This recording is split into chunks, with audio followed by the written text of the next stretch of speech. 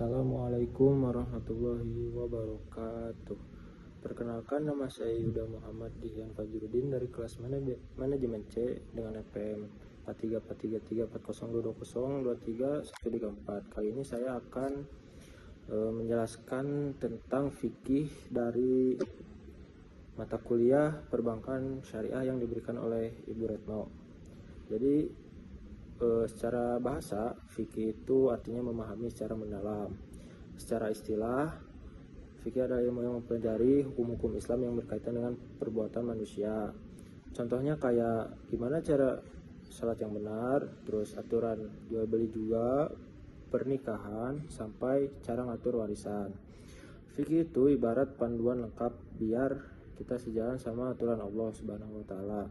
Jadi bukan cuma urusan ibadah, tapi juga cara hidup yang benar sesuai dengan Islam. Jadi selanjutnya fikih itu ada ubudiyah dan non ubudiyah. Dan untuk ubudiyah ada taharah, sholat, zakat, puasa dan haji. Dan untuk non ubudiyah ada muamalat, pernikahan, pakaian, rumah, wanita, terus pewaris, pengadilan, kedokteran dan politik. Dan yang selanjutnya ada urgensi belajar fikih. Di dalamnya ada perintah Allah, asas kebaikan umat, ulama akan ditakuti, meruntuhkan aliran sesat, melahirkan kembali ulama.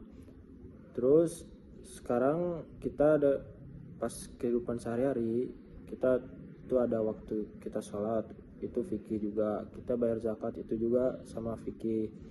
Terus kita jualan di pasar juga, ngatur uang biar halal, itu pun bisa bagian dari fikih juga. Makan seperti menjaga adab ketika makan, berpakaian sopan, atau bersikap jujur, itu juga ada fikihnya juga. Dan biar hidup kita enggak sejalan atau kayak flat, kita juga bisa diridhoi oleh Allah Subhanahu wa Ta'ala. Terus yang selanjutnya ada fikih juga bersumber dari 4 hal utama, yaitu ada Al-Quran yang menjadi dasar utama dari firman Allah. Terus ada hadis juga yang yaitu ucapan dan perbuatan Nabi Muhammad SAW. Dan selanjutnya ada ijma, yaitu kesepakatan para ulama atas hukum tertentu. Dan keempat ada qiyas, yaitu menyamakan hukum masalah baru dengan yang sudah ada dalilnya. Dengan fikih kita tahu cara ibadah yang benar, apa yang halal dan haram juga, dan bagaimana menjaga hubungan baik dengan sesama. Jadi pada intinya fikih itu bukan cuman pelajaran di pesantren atau di tempat pondok begitu, tapi juga ilmu juga seharusnya kita semua pahami.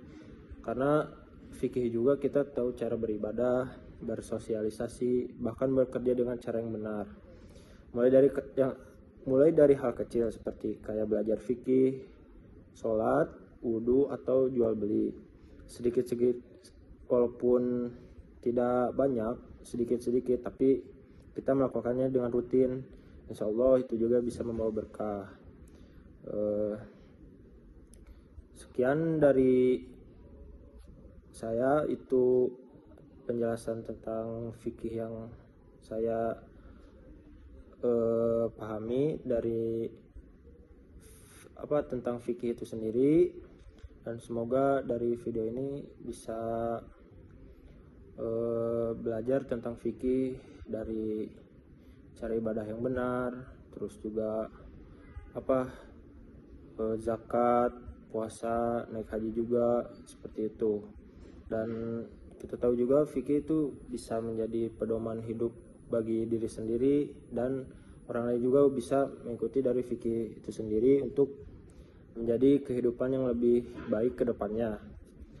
Mungkin sekian dari saya menjelaskan tentang fikih dari yang telah Bu Retno kasih untuk mengerjakan tugas ini melalui video sendiri. Mungkin cukup sekian dari saya. Mohon maaf bila ada kesalahan kata atau penyebutan kata, yaitu bisa menjadi pelajaran bagi saya juga untuk kedepannya. Terima kasih. Assalamualaikum warahmatullahi wabarakatuh.